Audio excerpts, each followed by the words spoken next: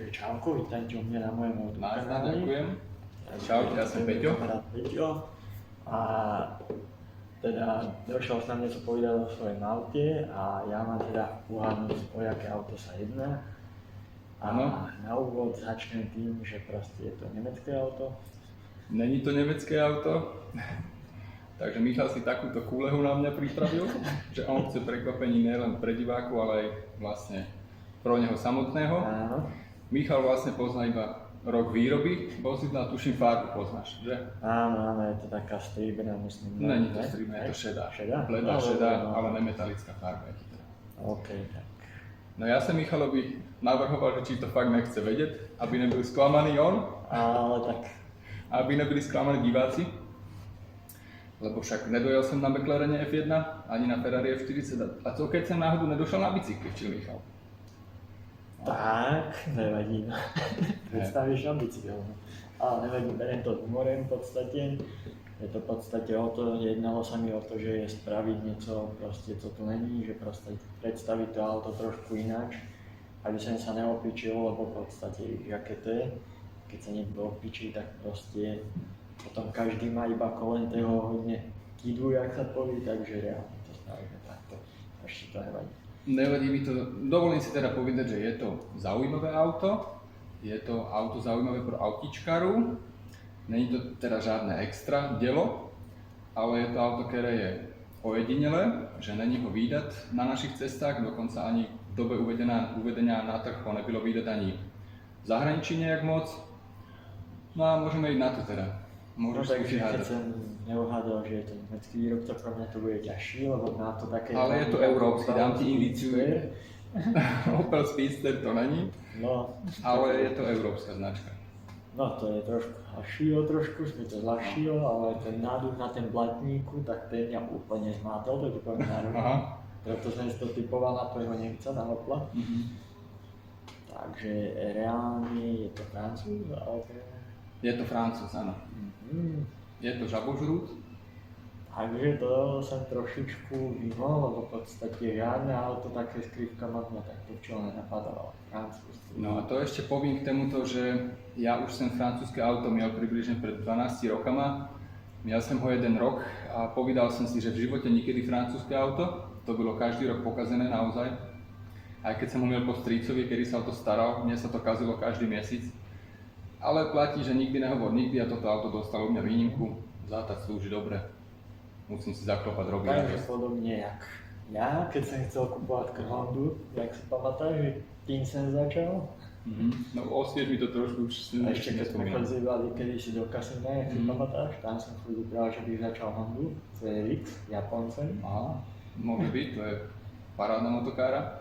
Práve Kamarát ju miel, on to miel ako prvé auto a vlastne hned, ak si urobil vodičák, si to kúpil a hned aj prvý deň ju rozbil. Ale nemoc. Takže, potom jazdil ďalej. Ale to je jak navázal, že proste ešte uvidíme. Či motika nevystrelí a Japonec nebude nakoniec, takže... No. Ale nevadí, takže aby sme sa vrátili, je to Renault. Je to Renault, když na to dobre, no. Takže značku už máme. Už uhádnuť kategóriu, už si myslím, že už to bude ľahké. Práve že u mňa nie, lebo akože už jediné, ktoré hranaté auto, viem, že Renault Clio Williams ešte bylo také, ale... Okrem toho Williams, už si správne. Je to Clio? Je to Clio. Ty kokso, to som takto zabiehal a uhádal som to. No vidíš, nebylo to také ťažké. Tak díky teda, no, za takéto napínanie, Williams lebo v podstate je aj sa mne. Pro samého to bola podstata, to uhádnuť to auto, lebo v podstate tak o toto vyšlo v podstate. No. Williams je môj sen, ale momentálne nedostupné cenovo. Poznáme, že od tých 50 do 70 tisíc nie je problém. Aj menej sa dá, tak, ale treba si ho porobiť. No. Poznáme to tiež, je to s tými E30-kama také. No. To je tiež môj taký sen, ale už len sen asi. No. Vyzná sa tak. Super, no tak si to uhádal. Takže to som rád, to... O tom si opojeme teda... Ja dúfam, že teda nejsi sklamaný, že si čakal možno Nemca, Japonca. Ne, ja som rád, že to takto dopadlo, lebo takto to mielo byť. Dúfam, že ani sledujúci nevypínajú, keď sa dozvedeli, že je to Clio. Není to obyčajné Clio, podotkneme, že má ešte tie dve čarovné písmenka, navyše RS. Takže No a pôjdeme sa na to kúpiť. Ešte máme podotknem, sa že, na to tešiť teda. že to auto konkrétne teda, som ti spomínal, že je to ročník 2011 a na internete som zistil, že v roku 2011 sa na Slovensku prodalo 6 kusov z tohoto Clia, čiže jedno z toho je to moje. Tak Čiže to sa zdá, že není to auto, ktoré by stálo na každém roku. Samozrejme, že nejaký individuálny dovod, že určite prebehli v tom roku, ale proste oficiálne predané na Slovensku 6 kusov, takže je to relatívne raritné auto na Slovensku. Tak to som rád, že sa zobral teda priamo mne, či to predstavíme u mňa. Si prvý, no, je to premiéra pro mňa. Aj z Aj s týmto akože hádaním, akože proto je to také, že proste má to byť autentické a o tom ja išlo. Super, teda Takže dúfam, že ani ty nejsi sklamaný teda. Ja nejsem proti byť sklamaný. Ja tiež ne, takže... Dobre, no dúfam, že si teraz vedavý a Dobre. pôjdeme si to omrknúť. Dopijeme kovu a budeme potom pokračovať. Teda. Dáme prestrih a pôjdeme to omrknúť a ešte nejaký popis si dáme k autu. OK, takže teším sa na to.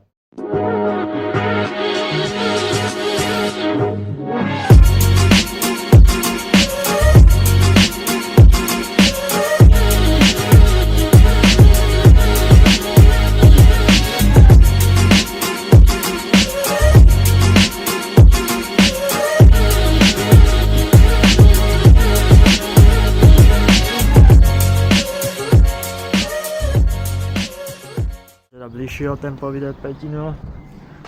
Takže rád by som vám predstavil svojho žabožrúta. Jedná sa o Renault Clio, 3. generácia to je. Je to Renault Clio Sport, alebo teda RS Renault Sport. Je to model teda 2011 po facelifte, tzv. Fáza 2. Táto 3. generácia Clio sa vyrábala v rokoch 2006 až 2012, kedy sa ukončila výroba. A toto bylo vlastne posledné atmosférické Clio. Motoricky je to 2 litr, je to 16 ventil, 4-valec, atmosféra, čiže bez turba. Výkon je tam okolo 200 koní. Čiže na tú dobu to byl litrový výkon 100 koní na litr, což bylo neobvyklé u tejto značky. To v podstate robila hlavne Honda u tých obyčajných aut a potom až teda exotické značky, drahší.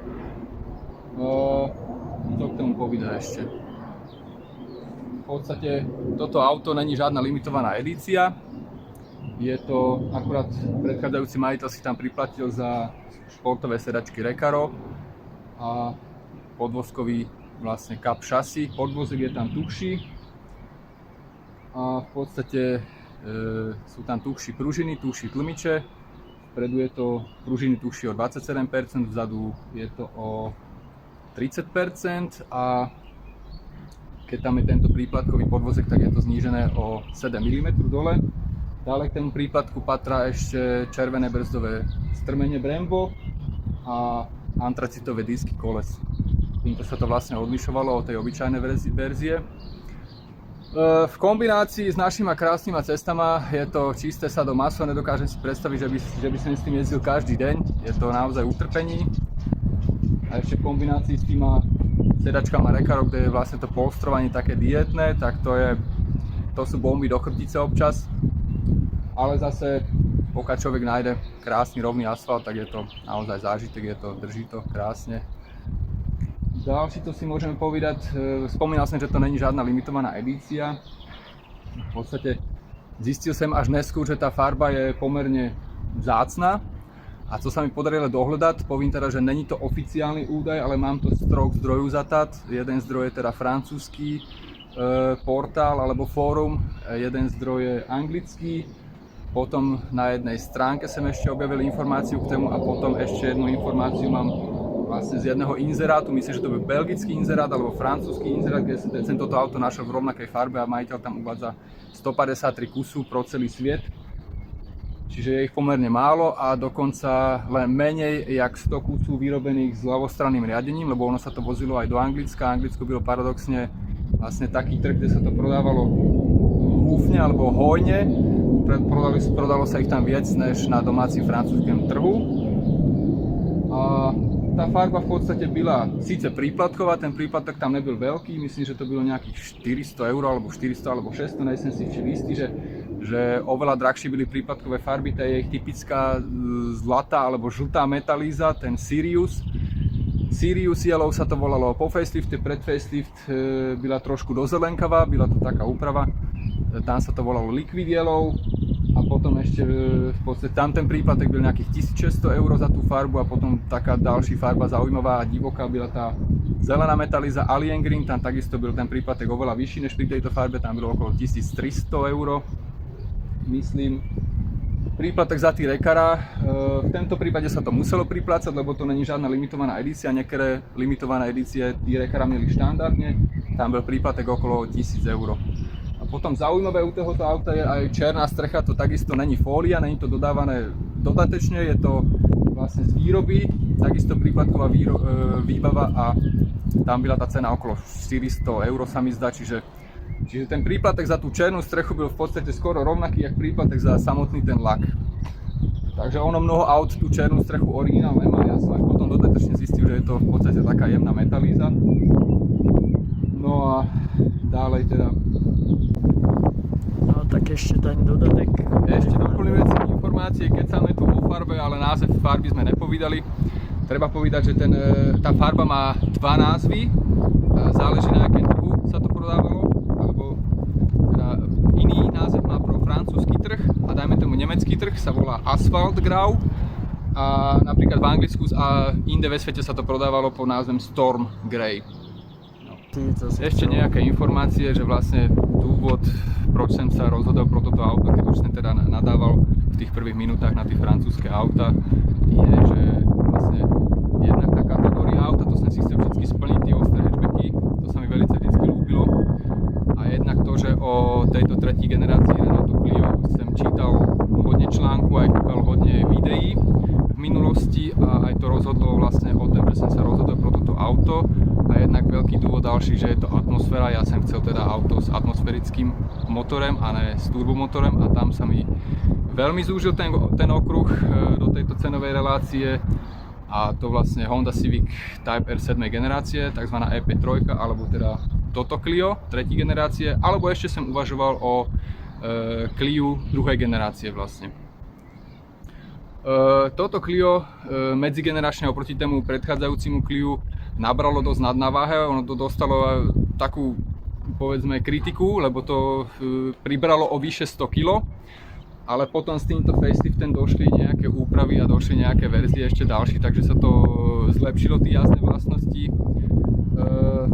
Napríklad došli limitované edície Cup, alebo nejaké iné ešte, nebudem to tu všetko menovať, je toho hodne, ono sa to aj líšilo vzhľadom tomu, na akém trhu sa to prodávalo, nejaká verzia Gordiny, alebo potom Red Bull R27, alebo potom pred facelift tam sa nachádzala verzia, ktorá je hodne teda dosť cenená dneska a to je vlastne verzia F1 Team R27, tá měla štandardne ty Rekara a ten podvozek vlastne tuhší.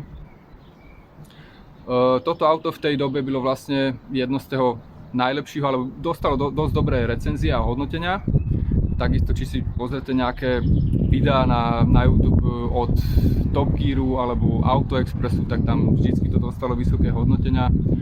Je tam také známe video, kde toto Cliečko naháňa Focus RS a drží sa ho zubom a nechtama napriek tomu, že má o 100 koní menší výkon.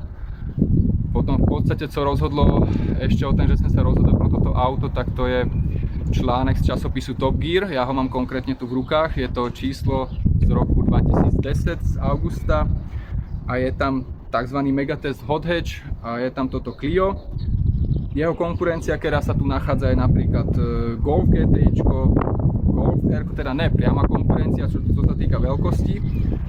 Je tu Megane RS, je tu ďalej Scirocco, Volkswagen Scirocco R, je tu Subaru Impreza, je tu ten Focus RS, je tu Polo GTIčko, je tu Seat Ibiza Cupra a to Renault Clio bylo v tento teste jak jediné auto, ktoré mělo atmosféricky plnený motor, čiže jediné auto bez turba, najnižší krúťací moment.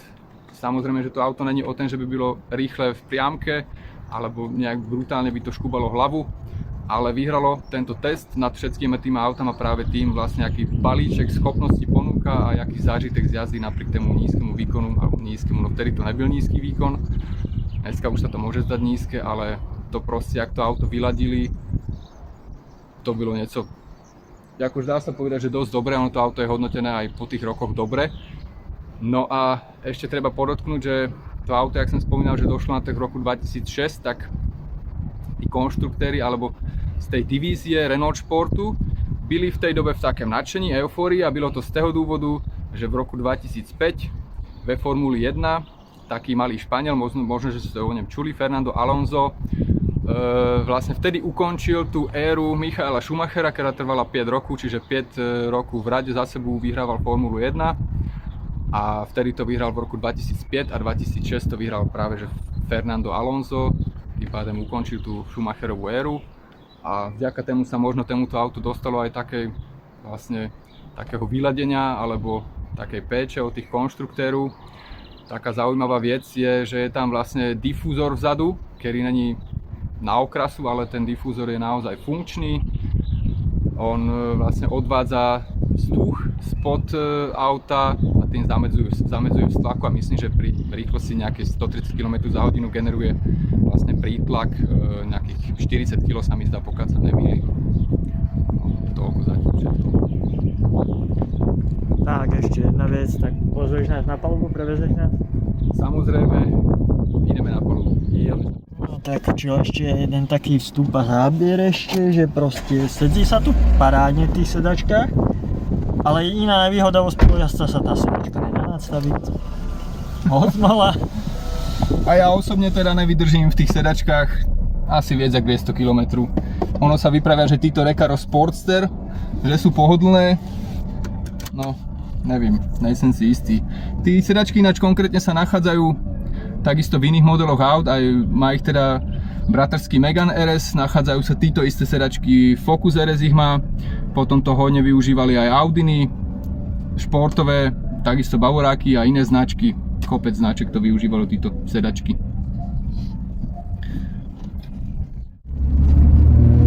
Takže vidíte, už jednu návku som dostal.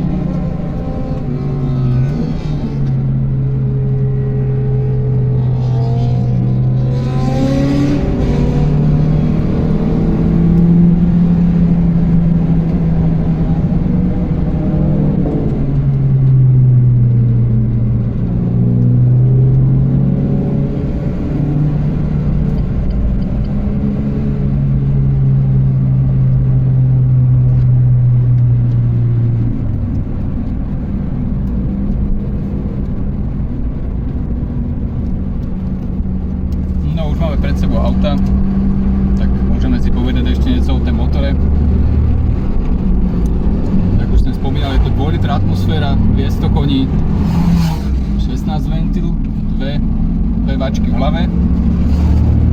Blok je liatinový, hlava je hliníková zliatina a základ motora už sa vyrábal dokonca začiatkom 80.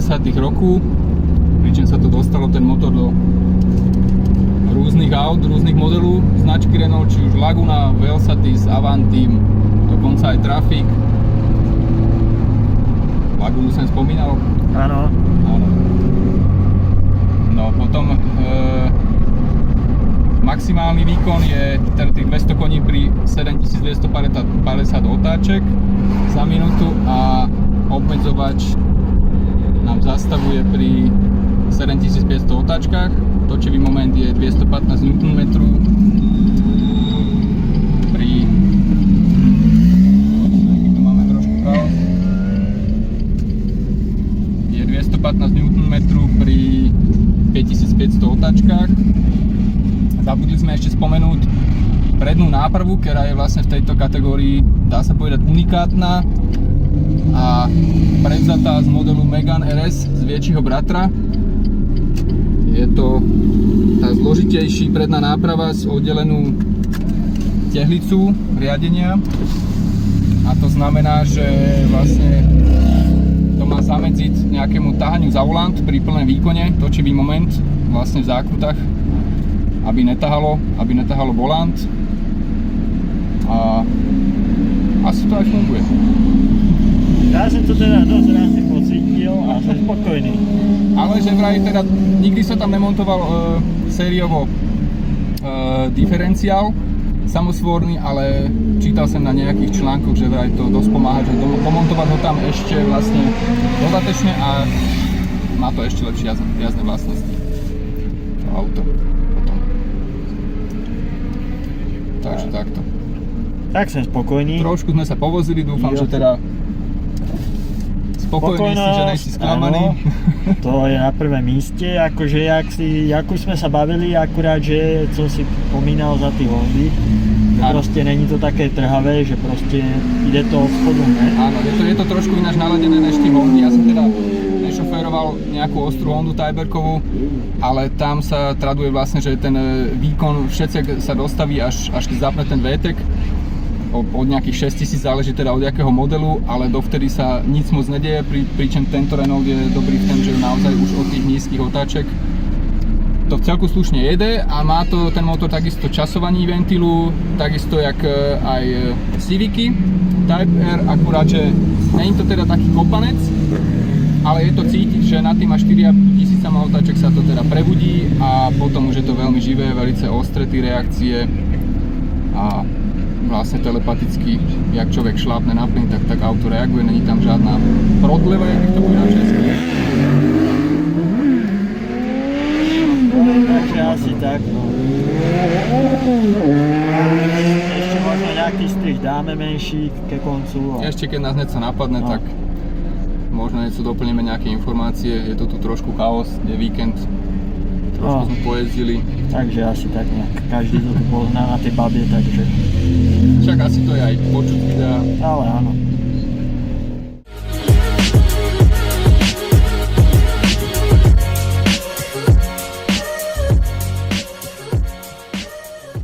No dobre, tak po rokoch strávených aspoň chvíľu spolu nejakým porádnym autem. Tak ďakujem Peťovi, že mňa prevezol a čo bych tomu už asi dodal, nic, proste vidíte, že proste kliečko, opičovka. A co chceš ešte doplniť ty, Peťo, k tomu? Tak som rád, že ťa to potešilo, že sme teraz strávili nejaký ten čas po dlhšej dobe a môžeme sa aj kľudne povodiť znova. Dobre, tak díky teda za účasť. Ja ďakujem. Tak, ahojte. Čaute.